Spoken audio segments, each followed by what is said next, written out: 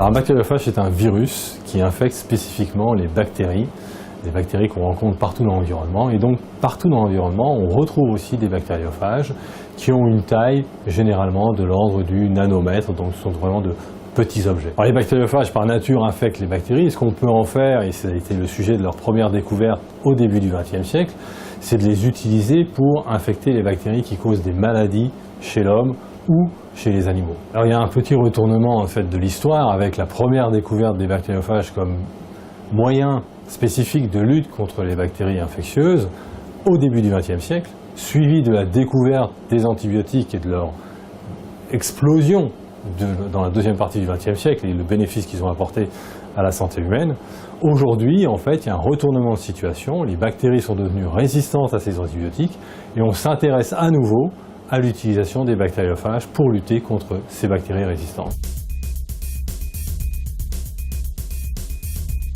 Donc les bactériophages ont la particularité d'être extrêmement spécifiques des bactéries qu'ils infectent. Il y a donc de multiples bactériophages qui peuvent infecter de multiples bactéries différentes et les applications thérapeutiques sont limitées à l'accessibilité des bactériophages aux bactéries.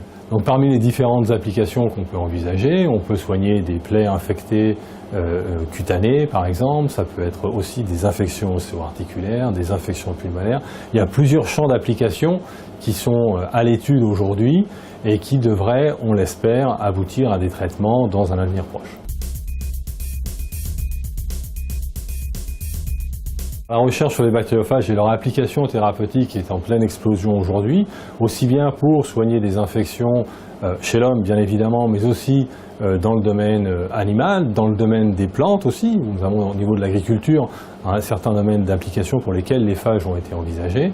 Donc ce renouveau d'intérêt permet aujourd'hui d'envisager des traitements à court terme, dans les 5 à 10 ans probablement. Donc à l'Institut Pasteur, on s'intéresse essentiellement à deux domaines d'application des bactériophages. L'un pour cibler les infections pulmonaires et l'autre domaine d'application qui est plus sur un point de vue écologique de compréhension du fonctionnement et des effets des bactériophages sur des flores microbiennes complexes telles que celle qui est présente dans l'intestin des animaux et notamment de l'homme. Les limites aujourd'hui de l'utilisation des bactériophages sont dues d'une part à la découverte des bactériophages suffisamment actifs contre certaines bactéries, mais aussi à l'accessibilité des bactéries. Certaines bactéries ont en effet la propriété d'avoir un développement qu'on appelle intracellulaire, à l'intérieur des cellules humaines par exemple, et dans ces cas-là, la thérapie par les bactériophages n'est pas applicable directement.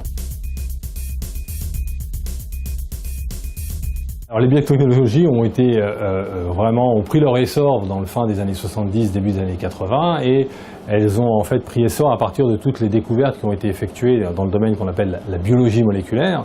Et de manière très intéressante, la biologie moléculaire est elle-même née de l'étude des bactériophages dans les années 40 et 50. Donc aujourd'hui, il y a un retournement de situation où on s'aperçoit que les biotechnologies sont appliquées aux bactériophages et à l'étude des bactériophages.